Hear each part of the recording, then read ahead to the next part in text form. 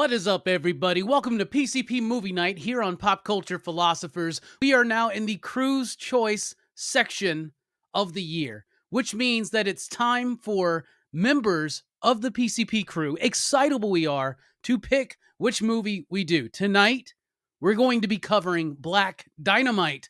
Dynamite, straight from the picks of Jelani. That's right. So let's go ahead and bring him in. What's up, Jelani? How are you doing? What's up, station? Man, who in the hell is interrupting my kung fu? Man, good grief, man. Good to be here. Glad you let me pick this, man, because I had Blues Brothers on mine, and then I thought about this one even more, and I was like, I need this one more.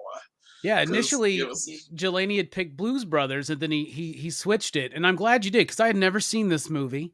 I'd always heard about it. It always seemed like something I wanted to watch, but just never came up. But, man, I'm really excited to chat about this one, Jelani. This was a good pick, bro. Yeah, I do my best to do what I can, man. Yeah, I love this one. Making his PCP Movie Night debut, everybody, it's the missing link himself. Steph, what is up, my man? Station. Glad to be here, fellas. Thank you. Jab, great pick. When Robbie said this last night, I was like, yo, let me be honest. Luckily, Robbie was a gent enough to... Oh, of course. Well, I'm glad you're here too, man. Yeah.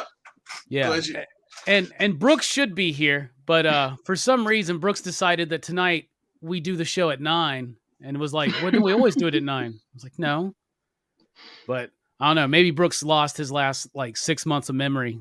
That would explain it. We got a lot of people in the chat already going strong. Thank you all so much for being here. Joram, Manny, Chill Out Meal, Zahak, and Joram. Devious, everybody out there, thank you so much for joining us.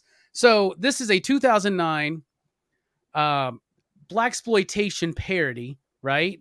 Starring Michael Jai White, Tommy Davidson, and several others. It's directed by Scott Sanders, but it was co-written along with Michael Jai White. I think he was a producer, so this is kind of like his big thing. And I loved this fucking movie. I was laughing nonstop. Obviously I wasn't feeling the greatest this last week. And then one afternoon I just put this on and I had the time of my life. How it's a parody film, right? And obviously me and Jelani have also been watching a lot of Mel Brooks films, getting ready for this Mel Brooks podcast that's eventually going to happen. And so having watched the king of parody movies, to watch this and be like, this is in that Mel Brooks kind of vein, right? Where it's not one of those dumbass ones, all of those scary movie and scary movie knockoffs from the 2000s. Those were so stupid, right? Yeah. This is how you really do it. You ape the style, but you also do it with a little bit of love in your heart. You know what I'm saying? This is like Young Frankenstein for Dolomite. You know what I'm saying? This shit was awesome. I had so much fun. Michael Jai White was amazing, physically, super fit, the amazing action, wide angle shots on it makes most modern action movies look like shit, because as ridiculous as this film is, the action scenes are crafted very well. I love the ridiculous shit, like the boom mic coming in, right? My favorite fucking thing, the dude. Don't steal mine. Oh, you stole it. I just want to say the dude who for some reason doesn't know the difference between his dialogue in the script and the direction. So he's sarcastically, he's me or something like that. You know, he's militant, looks shocked. And it's just freaking funny. And you see Michael Jai White just he looks off camera real quick. I love that shit. I thought it was this was a super fantastic movie. We'll definitely be on the rotation now. Jelani, you picked it. Obviously you like it. Tell us why. I absolutely adore this film. I watched this randomly when I worked at Monaco, when I first started working at the Monaco Pictures. And I picked it up. I was like, this could be fun. And it was a VHS tape. And no, it wasn't. It was a DVD at the time, 2009. I was about to be bruh, VHS? I'm sorry. I keep thinking about Hollywood Video all the time for some reason. But and all the slip covers. But this changed my life for so many different reasons. Because I laughed from beginning to end. Every piece of this, the dialogue is fantastic. The cast is put together very well. The music is on point from like the beginning to the end. I think it's Adrian Huge. Adrian Huge is one of like the greatest composers I have ever heard. He's the editor too. Editor of the film. Editor of this movie. He is so fantastic. There's so many, like, even the bloopers are outstanding. It's so many little things in this film, so many things that you miss, but and then you watch it again, you're like, oh, I picked that up, you know. And it starts with Black Dynamite's brother being killed, and he's a secret CIA agent, you know. I love that opening. Yeah, it starts just with that, and they're like, you can't believe this. Do you know whose brother that they killed? And like, you go through all of that, and like it's beat for beat, like one of the best blaxploitation parody movies I've ever seen. This is better to me than I'm Gonna Get You, Sucker. It is so clean. Yes, Steph, thank you for being here, dude. I'm very, very happy that you're here to see the marvelousness of this Black Dynamite. But it's short, it's sweet, it's to the point. It hits on drugs, it hits on like prostitution, pimping, which ain't easy. And so many just weird, out of the way things that were like staples in the blaxploitation film industry. Like, it's perfect. Like, you're right, Robbie, that boom mic. The boom mic, I thought you were going to talk about Bullhorn slapping that dude in the pool hall. And he's like, and then they changed him out to another dude. He hit him so hard. It turned into another dude. Smacked the black off him. It was so good. Oh my gosh. And the Anaconda malt liquor gives you woo. Speaking of woo, it's Brooks. It's Brooks. Thanks for joining us, Brooks. Station break. Glad you're here, dude. Yeah. Anyhow, yeah, I love the film, man. I mean, I could talk about this film all day, to be honest. And I made so many people watch it, like, with me in my apartment during that period of time. Yeah, I remember, like, I did, like, when I watched it, like, oh wait, yeah, I have seen this movie, because I remember watching it after, like, swimming at the pool over at your apartment. That's right. You watched it at my house. That's right. Yeah. That's right. Yeah, I've watched so many people, so many different times, dude. And it's such a fantastic movie. It's so fun from beginning to the absolute end. And I was shocked that it didn't gain traction. I don't know why this movie didn't do well. I don't know why the distribution was so terrible with it, but it was sorely missed. We really needed this film like in wide release. Yeah, it would have had 3 movies, and probably the other 2 would have sucked. But this one, they had an animated show about it, apparently. Yeah, they did. Yeah, and it's okay. I mean, I've only seen 1 episode of it. I'm not really that big of a fan of that. It cost about $3 million to make the film, and it only grossed at the box office just shy of $300K. Yeah, that sucks. It really blows, man. And it's a shame. It's a damn shame. So I really enjoy this film. I don't know what else I can possibly say right now, but I can still talk about it. We can talk all day. It's good stuff, man. You know, they're like you said, even all the way down to the outtakes in the credits. It's just nonstop hilarious. There are 2 things I'm good at: taking money from bitches and selling drugs to the community. But Black Dynamite, I do sell drugs to people. Yeah. Buy Dynamite, Mr. He's like, checking me out. And I love how he's so shocked, like Black Dynamite, it's so fucking funny. And I remember that in the trailer. I remember seeing the trailer a lot. Like, I know a lot of people were talking about this at the day because I was aware of it. But Steph, what do you think about the film overall?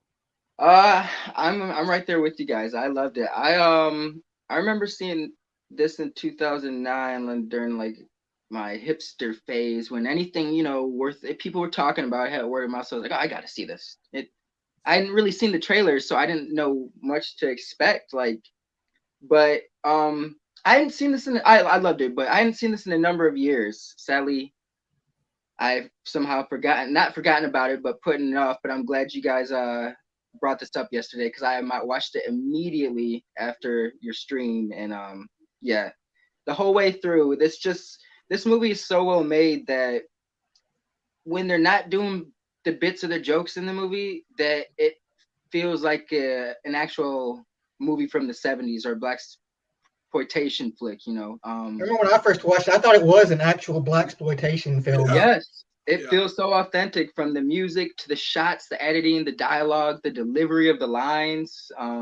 It's shot with like 2 Super 12 films, so it's like. Was it really? Yeah, it's like grainy. Yeah, okay, that makes a lot of sense. Mm-hmm. This movie is a gem, and it feels like this. So I said it in the back chat. It feels like this should have been Michael J. White's breakout hit, and unfortunately, it wasn't. But it needs more love. It needs to be spotlighted more. Yeah, this was. If you're looking for a good laugh, go. I don't know where to start, because this movie's just like from bit to bit. You just from the from the opening of the movie when he's like, someone's a snitch. Now I told you, you mothers, I'm no snitch. I ain't no snitch. I ain't no snitch. Man, there's just so many brilliant parts. But How about when he kicks the door through with that old woman and like grabs it, like when he's looking for this is not here. This is not here. Right. That reminded me from the scene in Drive when he's got the chick pinned on the bed and he's like, "You gonna listen to me? Do you understand?" And the old lady scene where she's like, I'm gonna find out who did this. I promise. She's like, I hope it's better than the promise you made your mama. You told you you're gonna keep your brother off there. He's like trying to find the click, so you can still hear her. And you promise your mama Black Dynamite. I love all the rhyming that that's being done in the movie by different characters. And there's that moment when Black Dynamite's got one. He's saying something at the end, and that woman comes in and like just totally steps on the last bit of it for him and like does it. And he's just like, God damn, told you. Yeah. You want to go back to Crenshaw Pete or whatever. And he had that look in his face after where it's like,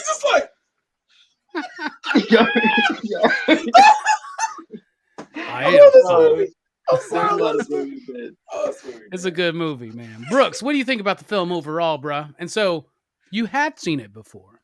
Yeah. Like I remember watching it at Jelani's house that time, and really and liking it back then. And yeah, I like it this time too. It's funny. Like I love the kind of send up / homage to the black exploitation genre. It actually does it really funny. And like I remember there was a movie called Undercover Brother that came out like before this, starring Eddie Griffin, and I hated that movie. I thought it was so dumb. Like I thought it was so dumb and unfunny.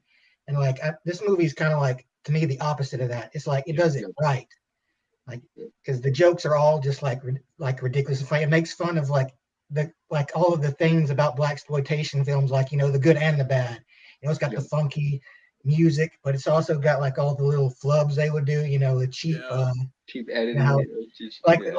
One of my favorites is the scene where dude like slaps the dude, and the dude's like, motherfucker, because it's supposed to be an outtake, but they just left it in. Yeah, this movie made me laugh pretty hard. I liked it. Yeah, this is definitely one I'm going to have to get on Blue so I can put it in that heavy rotation. But one of the big things that makes this movie so well of an experience is because of the great cast, these amazing characters. And I saw somebody mention that it was like almost as if these people weren't playing these characters. They were playing like low budget, like amateur actors playing these roles in a movie. Right. And that's a great way to describe it. So, Jelani, what's a character / performance that you want to highlight? I mean, normally I go for Black Dynamite, but I'm not going to do that to y'all. Yeah, anybody else could pick him, but man, oh my God. It'll be Cream Corn. Cream corn. Man. I call me cream corn because I'm smooth. Me, baby, I'll have you farting through satin. Tommy Davidson, isn't it? Tommy Davidson. Yeah. In Living Color. He is my favorite like side character past Black Dynamite. Something about, he's just like this bold, cocky, dude, but until he sees Black Dynamite, he just turns to jelly and runs as fast as he can. He was supposed to be there when his brother was killed, and he wasn't. He's like, I owe him one. And plus, I love his outfits. I love that fuzzy hat he had at the pimp convention. It's so tight. I don't know what it is about like the fashion of what they did for this film, but they nail cream corn like all the way through. I love how Black Dynamite jumps out of the helicopter towards the end of the movie when he's at the White House. And it's like he's like, take the controls. He's like, all right, yeah. Yeah. I'm dying because I'm like, that man doesn't know how to fly no helicopter. He was dead anyway. He just jumped out the helicopter and it blew up, and he's like, cream corn. Yo. Oh man. Oh, I love this movie. But I love Cream Corn. He's just one of my favorite characters. He was just so goofy. And I know like 70% of the running was like a stunt double, like purposefully a stunt double running. But he's like leaping over the damn fence and shit, man. He's doing way too much. I was like, none of that is Tommy Davidson. It looked like it. It looked like it was really cheap action, except you could see Michael Jai White was jumping, but I knew Tommy Davidson wasn't doing that. I was dying, but yeah, it's so many good little characterizations in all of this movie. Like every character, I love every single character, even the racist white guy that was in the Anaconda thing. I have no clue why. He is like one of my favorite characters too. The dude that they have to give the truth serum. Yes, it's like, yo, he just gets stuck. He's like, what, man? How much did you give him, man? Like, that reminds me of another great bit is when they find out the big plot is to shrink all the black people's dicks, right? Yeah. And that one dude has, his dick gets shrunk, and and the guy goes, "Do you want to live, man? yeah. You want to go on? You want to go on? Yeah. Yeah. Oh my god! I haven't laughed this much in a review like in so long. It's genuinely funny, and the characters are like all the characters are their archetypes, and they're perfect. Like down like to the I guess the Marm. I can't remember her name. Oh God, the one that's like Black Dynamite. And she has the tear in her eye, and then it goes away. What's her name from? She's in Next Friday. She's in she's in tons of stuff, man. I keep forgetting her name right now, but yeah. Oh yeah, man, there's so many good characters, man. I'm sorry, I'm taking them. Yeah, Cream Corn, Honeybee. Cream Corn would be my favorite, man. That's the one I was gonna gear up to go because I just think that performance, it's so freaking funny, and the chase scene is ridiculous. Steph, what you got? Ooh, I'm gonna go with. Damn, I forgot his name already. Longhorn, Bullhorn. Bullhorn. Yeah. His rhyming was on point, so I'm gonna, I love that one time where he couldn't figure it out, and so he just sat the fuck back down. They gave him a second too, and they're just like, anyways. It was like, man, these hunkins gonna be running for covert when us brothers get.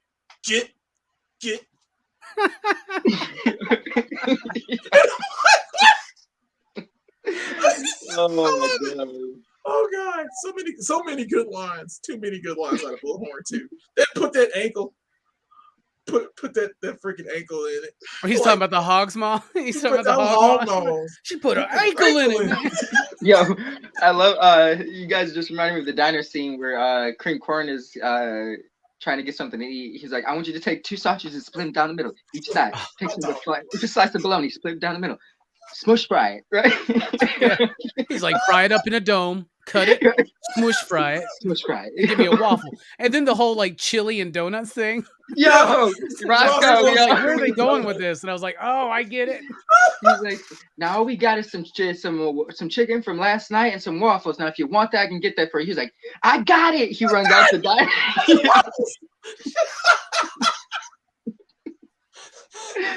Oh, bro, this movie's brilliant. I needed it. Hell yeah, man. I'm gonna have a heart attack. I love that as we're discussing, we just keep remembering our other bits that we love. It's my favorite bit. Brooks, what's a character you want to highlight, bro? I like Chicago Wind.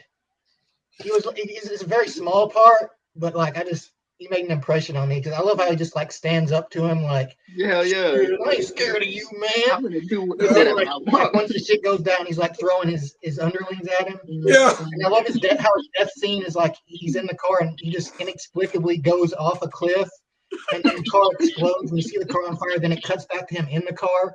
Yeah. It blows up midair. Yeah. It falls and blows up. I love it. I was like, all the villains in this movie are just like hilarious, but I mean, he was the one that I was like, yeah, that's my guy right there. Chicago Wind, baby. I'll leave you in the breeze. Like, if I had wrote this movie, I would have had Chicago Wind show up at the end in the White House with Richard Nixon. Like he would have been like all bandaged up and shit. Yeah. Oh, and it is Honeybee. That's the character's name that we were trying to think of. Yeah. Right. You guys have taken really good ones, obviously. So I'll say, first of all, I really like the, but I sell drugs to the community guy. Like that whole pimp convention, yes. Right? Like his role in that really works. Also, Arsenio Hall's in that bit, and he's got like the coke on his nose and shit. He's just like, and I love it when he gets like he gets told by there's the other guy who's really in charge, and he's like shuts him up. Yeah, Osiris, right? I like how it's fiscal, not physical. Yes. He's like, man, we all had a rough physical year. That was Juana Man. Yeah. And then Juana Man's going to be at Scarefest, so I'm very excited for that. Fuck Tinder, visit us and be sure. That doesn't make any sense. Yeah. Can you actually fuck Tinder? 2022. Is that on the table? I don't know. But I want to have a shout out to, was it Captain Kangaroo's in there? Kangaroo Pimp. Yeah. Kangaroo Pimp. That's so freaking weird. And once again, I just love the dude who's playing it's like he doesn't know the difference from the direction and the narration when he's like, sarcastically, I am. and like, it's just cracks me up, man. Story, style, structure. Let's talk about it, Jelani. Man, it's all over the place. But I love it. It's fast paced. It gets to its points. Like you get from Brother Jimmy's death to like the funeral, then you get to meeting the councilwoman. I mean, the councilwoman and the councilman, and then you get to the drugs and the smack, and then the war on drugs.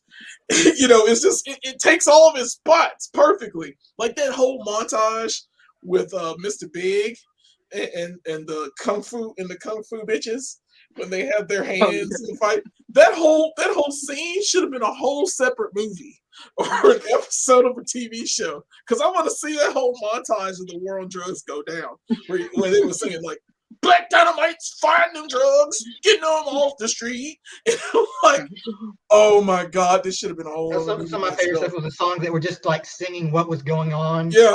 Oh yeah. My brother just died. Yeah. It's so much.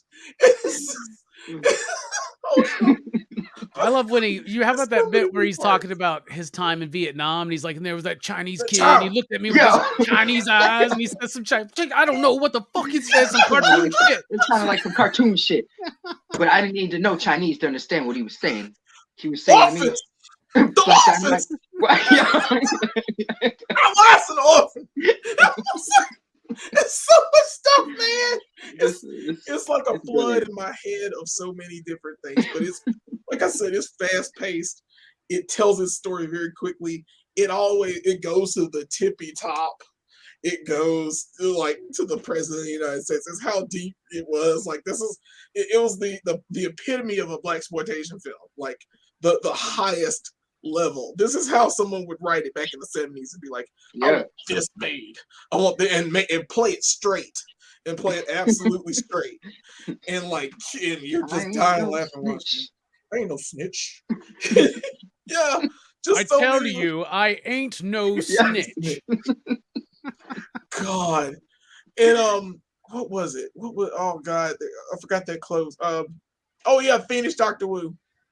Everything about everything about the island. Kung Fu treachery. Kung Fu treachery. Another victim of Kung Fu treachery. I threw that shit before I came in the room. He turns around. What the fuck? Keep your eye out. Told you to keep an eye out for me. Told him to keep an eye out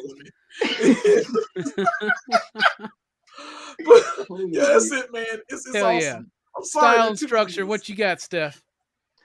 I just brilliant the whole way through. Like I said, at certain points, you like Brooke said, you don't know that this was. It feels like it was made in the 70s. Like the plot of the movie, revenge movie, was simple, yet elegant. Like a lot of blaxploitation flicks. The delivery of the lines, like I said, they really dissected blaxploitation, that one, flicks, and blaxploitation. God damn it, we'll come back to it. The more I try to say it, blaxploitation flicks. There we go. Blaxploitation. Okay.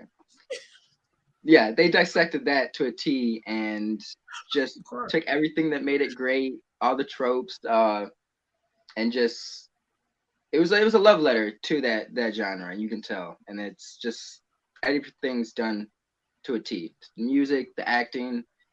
Jelani, you mentioned the clothes, like everything is just that fashion is on point. Yeah. Hell yeah. I mean, Michael Jai White was looking really nice in some of those suits, man. I'm just gonna say that. That baby blue cut, bro. Dude. Yeah. Cut and chiseled. Yes, it was.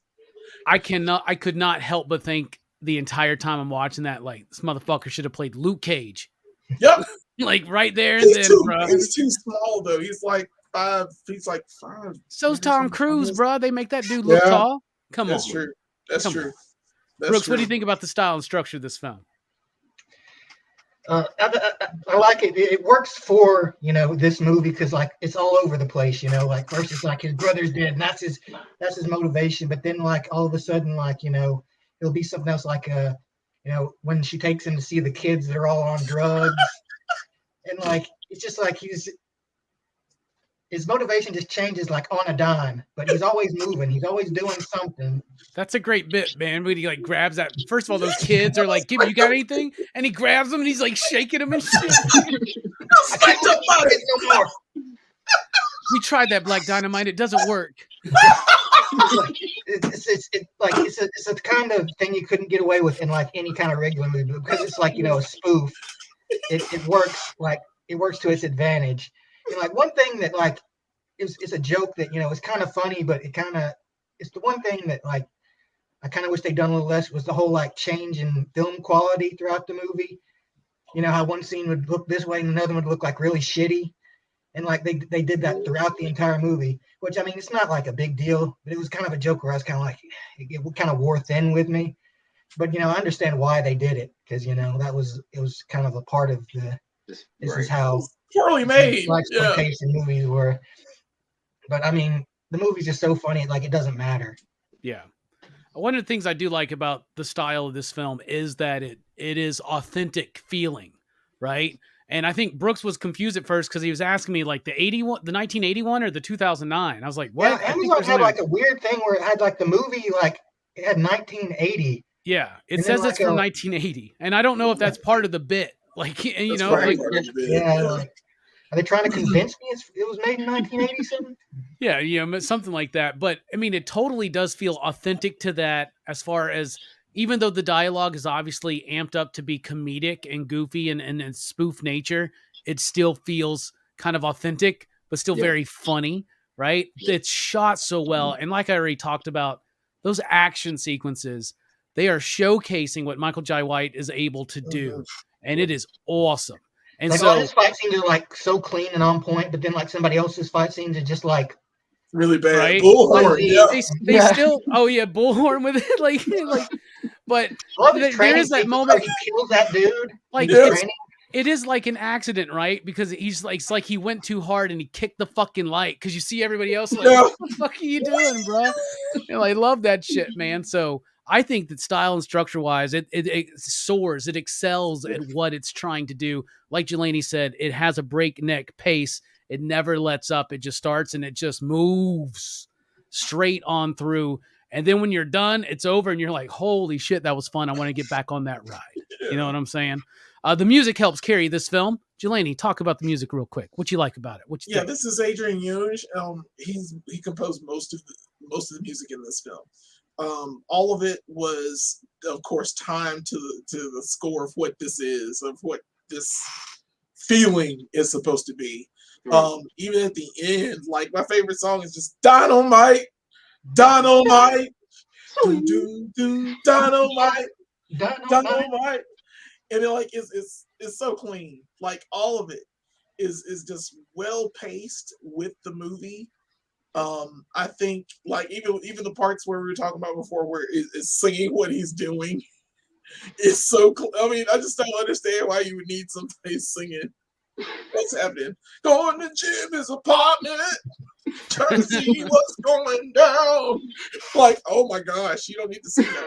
But it fits so well into the film. It's like Stan Lee writing right there, man. Yeah, it's absolutely perfect. And it's like a big old comic book. Black Dynamite's about to kick somebody. Excelsior.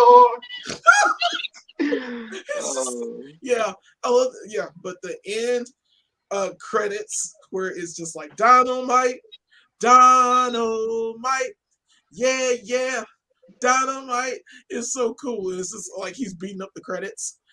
And I love that whole musical break during that whole part. So yeah, the music is on point, man. It's fire. It's just straight fire.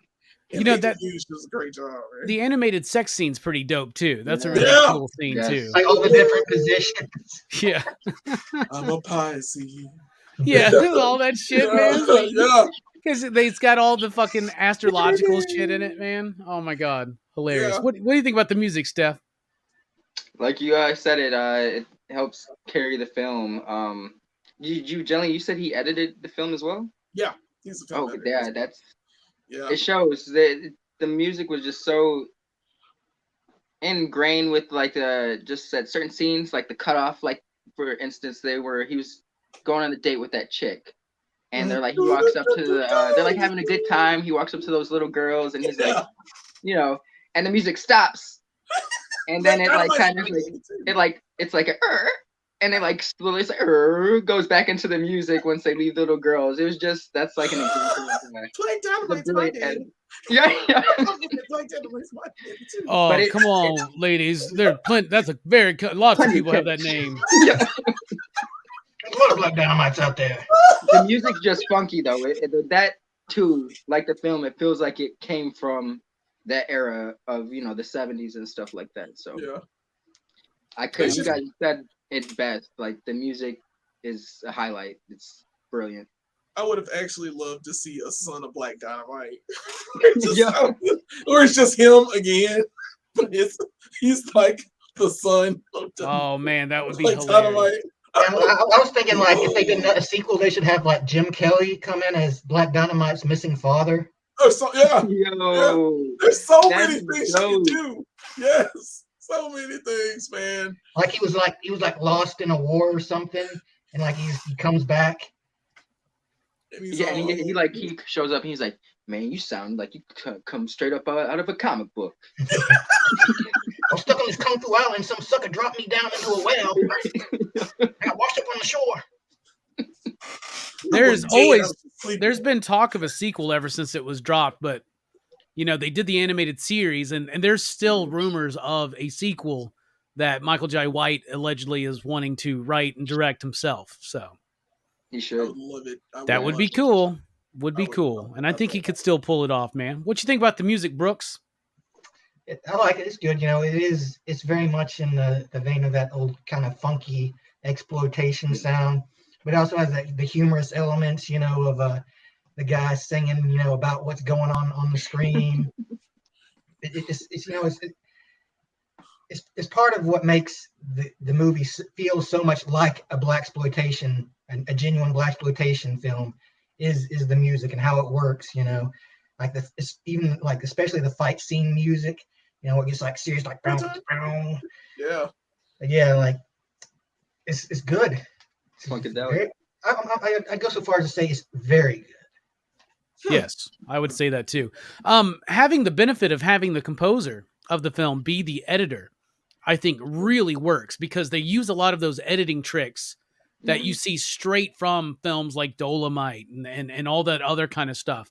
They are mimicking shots, they're mimicking kind of things, and the music works with it so well. And with the idea of the humorous narration in the music of what is going on in the scene, having the editor work with the composition, I mean, I think that's just such an amazing and brilliant thing to do, and it really tightens that movie up. We were talking about this with style and structure, but the music helps really thread it together as a very super tight movie that never lets up. It's super freaking, it's a wild ride, and it's so fun. I mean, how about when the doctor comes in and is like basically, you know, on him for trying to hit on the nurse, and he's like, well, what'd you expect bringing her in with them titties? And then what's that one thing he says? You can bet that fat ass and half a titty. There's something like that. Like, oh my God. It's so fucking funny, man. I love it. All right. It constantly sets the mood. Yes. What is the movie trying to say? What is the thematic relevance of the film, Jelani? I've been thinking about this for a long time. Very, very long time. It's very simple. Don't fuck with Black Dynamite at all. Like, get out of his way. Don't kill his family. Don't mess with what he has. Because if you do, he's coming after you. And it's just, he's a one-man army that cannot be stopped. You know, I can't rhyme like Bullhorn, but but that was gorgeous. So basically, yeah, just don't mess with Black Dynamite, and you'll be just fine. That is a big theme in that movie. Yeah. Like 100%, you know? And we know, guys, I don't want you to have to try too hard, pop a blood vessel or nothing. Not every movie is trying to say something profound about the human experience. Actually, this one was. It was. But, you know, this one kind of does a little bit too. But we'll see what happens. Steph, what do you think? What's the movie saying to you? Black Dynamite, don't care what you heard. Revenge is a dish best served cold. Is it? You should have done like Bullhorn and just stopped. Can you get it? Yeah, Jelani got it best. Revenge. Don't fuck with Black Dynamite. He's gonna get you. He's gonna get you. You don't get got. It is true. That's why I love the dude so much. Who's he's a selling drugs to the community guy, because as soon as he realizes that forces are like Black Dynamite's forces are aiming against him, he's like sucking up, bro. Like, yeah. Even the other dude's like, "Who the fuck you think you are?" He's like, "That's Black Dynamite." Black Dynamite. Low-key Woodbine. Yeah, who the hell do you think you are? I'm like, what? You dead for doing that? Yeah, but, no kidding. That's Chocolate Giddy, y'all.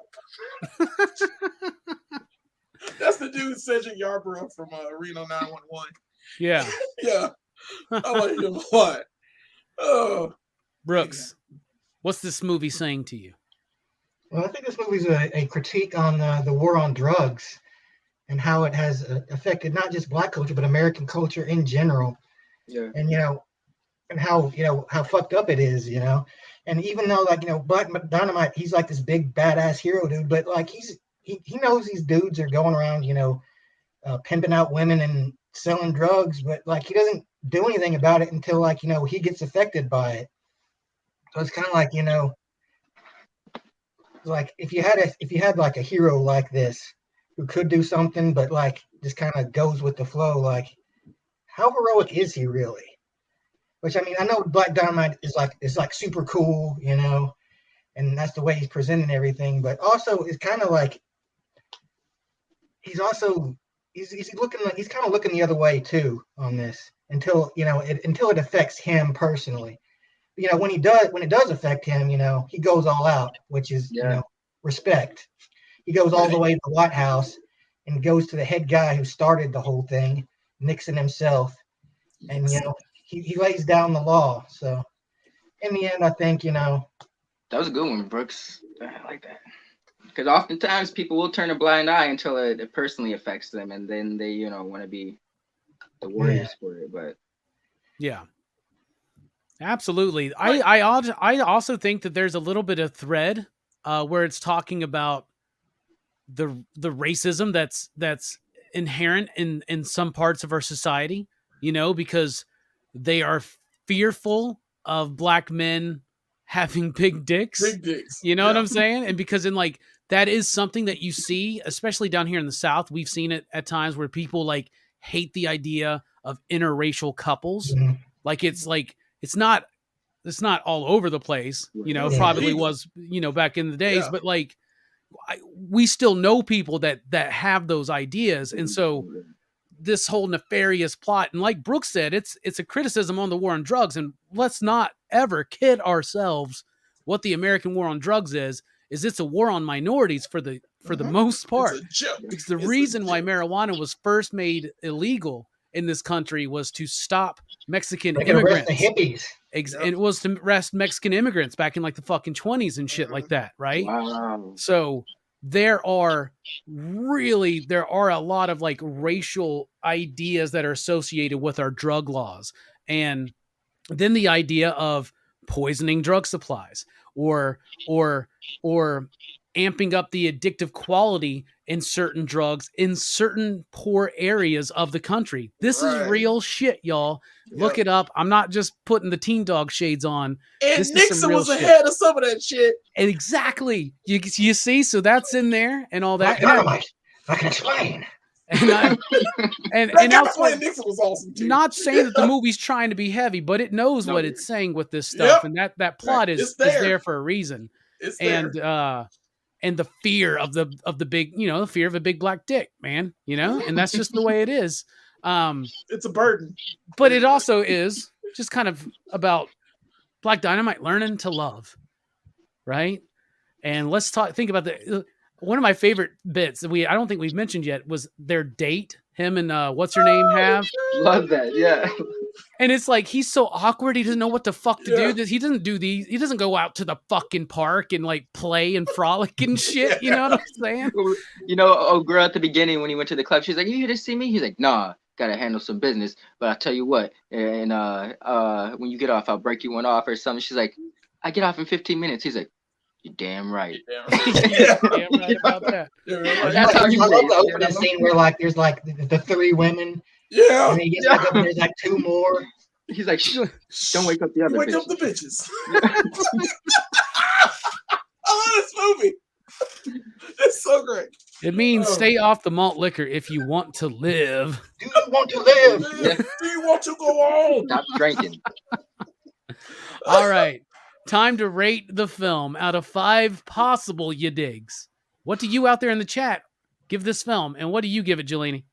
Come on, man, 5. I ain't gonna play. I ain't never play. I watched this movie 30 times. I love this movie. I love this. I think I may love this more than Friday.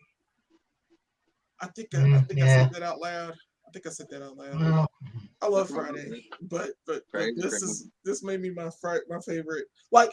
I laugh in Friday. I have some things, but I don't laugh from beginning to the end of the credits.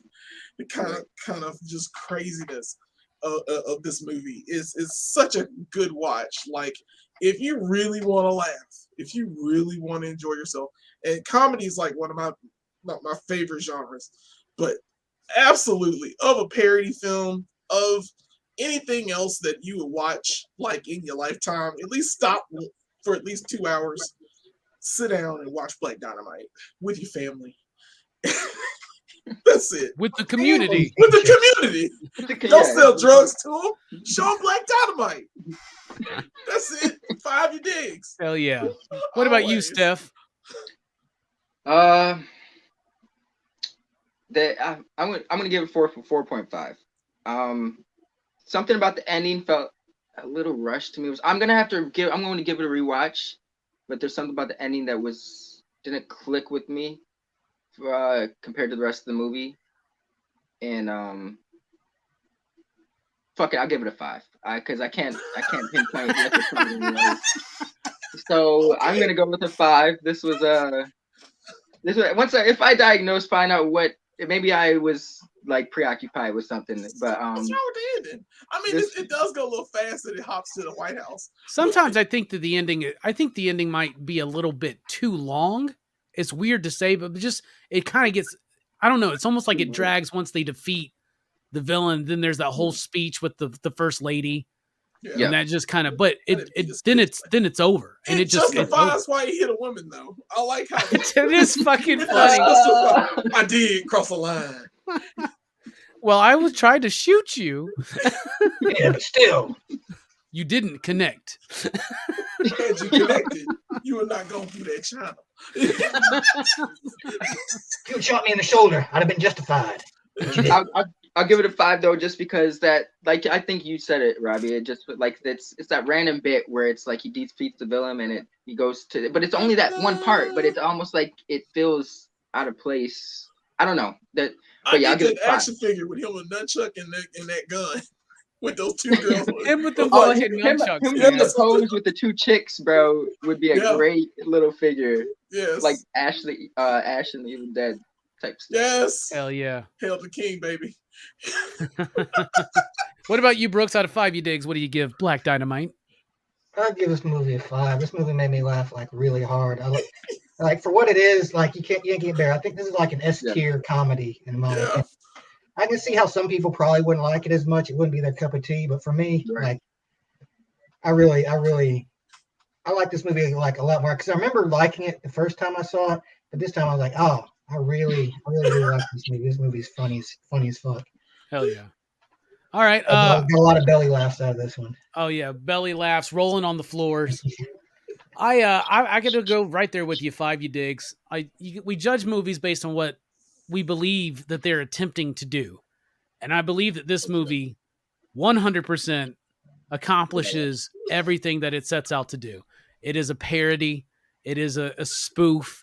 It is also just really good at action sequences. It's a really good homage and tribute to an era of film that a lot of people fondly remember and love. Movies like Shaft, Dolomite, Superfly, right? Mm-hmm. People, and it, the Mac. Yeah, and it's got love with it. You know what I'm saying? There's love that's attached to it. So I will straight up say, yeah, it accomplishes everything it sets out to do. It's impeccably put together for what it's trying to do. And I'll go 5 you digs as well. Zach in the chat says, easiest 5 you digs ever. Miso Morpheus says 5 you digs, show enough. Easy Reader says 5 you digs, ho. Cream corn. I love cream corn. Cream corn. Because I'm so smooth. Do you see what I'm saying? Jive, motherfucker. It's so intense. He goes, and Michael J. White shows some range, man. He's being able to be comedic, and he's over the top and like absolutely freaking hilarious, man. This should have been his breakout. Euphoria. Oh God. So 5 from me, 5 from Jelani, 5 from Steph, 5 from Brooks for a PCP average of 5 you digs.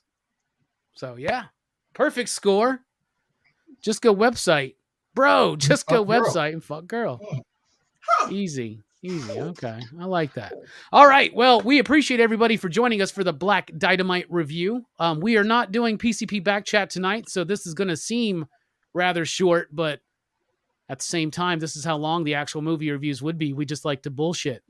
Speaking of bullshitting, join us over at Dylan's Horror Show on Saturday. We're talking about Pieces, which is supposed to be a rather gnarly film from 1983 that I'm really excited to check out. And then next week on PCP Movie Night, it's Brooks's choice.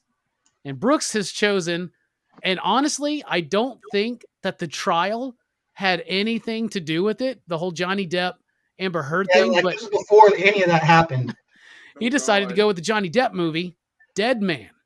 Hey. Which I've never seen this film either, so. I haven't seen it. Yeah. I'm interested to hear everyone's opinion. I'm interested to hear my opinion. I haven't watched it in a while. What's crazy to me is when I sent Joe Corallo the list, this was the one he was like, I'm definitely got to do Dead Man. And I was like, I've never even seen this movie, bro. So, okay. It's the most obscure movie I own.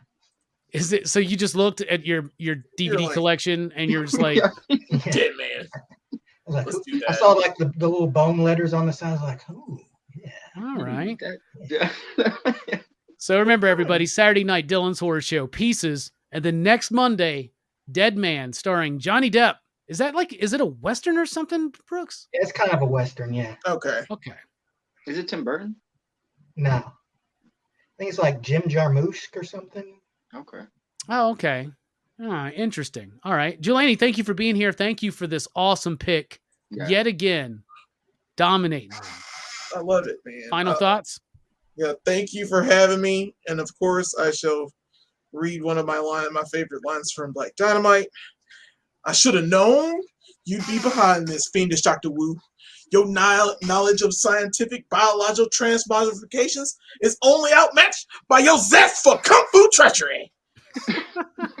That's it, man. I absolutely love this film. That's my absolute favorite line, next to the one where Bullhorn dies, where he also says kung fu treachery, and it's gorgeous.